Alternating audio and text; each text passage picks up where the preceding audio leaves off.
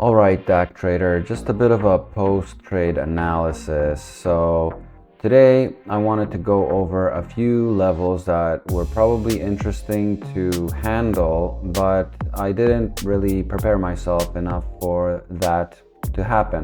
The first interesting level was that we never really crossed the 15-minute top. The first 15 minutes of the market open, that was basically the top. There was a bit of a contender here, and at 15 minutes I usually look at this as a kind of a level that actually more often than not I feel like goes higher if it crosses about $5 here, but if it doesn't cross there then it goes lower, and I was not prepared for that. So that's one thing, and then that produced a pretty nice move. Let's say getting in somewhere around here.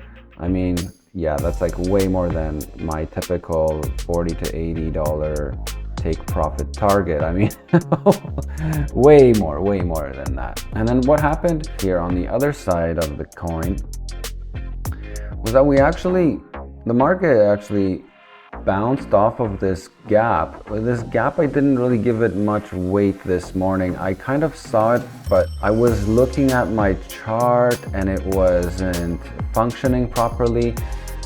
This chart was doing something really weird today. Like, it was, this part of the chart was kind of stuck here, and I don't know what it was, but no, it wasn't performing and doing what I wanted it to. And so I was grappling with the fact that I was fixing my chart instead of looking at the chart. So that's what happened. But anyways, what ended up happening is we did get a bit of a bounce here off of that close of that gap.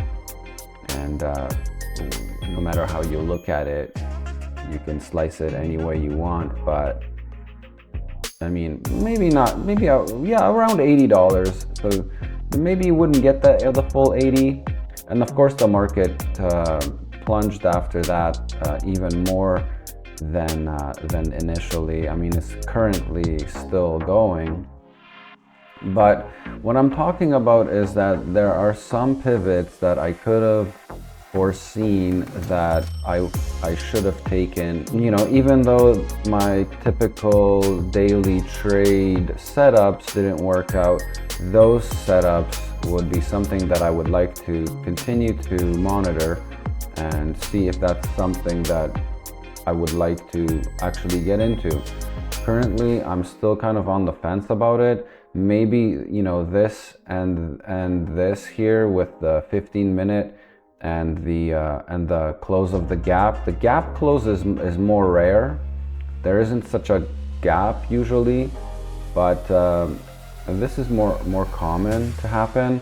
And then sometimes it does take off to the upside from here, and so that would be a way to manage that as well. So I'm thinking these two factors here I overlooked, and I focused on the flirting of the market open, which didn't really work out very well today. And you know, these don't always do, but most of the time I find that they do. So that's why I like this trade, and it's really easy to automate. But also these other ones that I mentioned, I think they are worthy of my attention. But anyways, that's it for post-market analysis.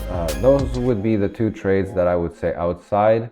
I mean, obviously in hindsight, vision is 20/20, but that is not an uncommon occurrence for something to bounce off a gap close or have a bit of an interaction with that 15-minute mark. All right, that's all for now. See you tomorrow.